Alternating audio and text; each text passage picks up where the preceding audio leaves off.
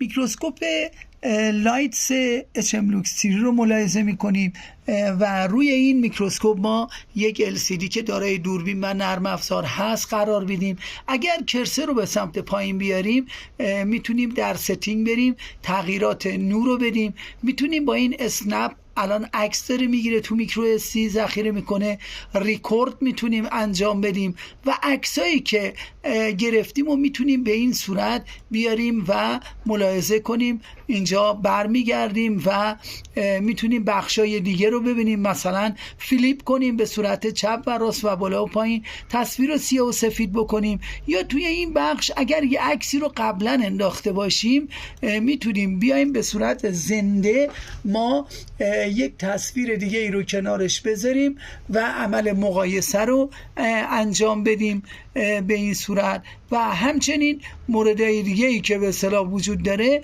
اینه که با این میتونیم اندازه گیری بکنیم و اندازه اشیاء مختلف، سلول، هسته سلول و هر آنچه که میتونیم رو اندازه گیری بکنیم.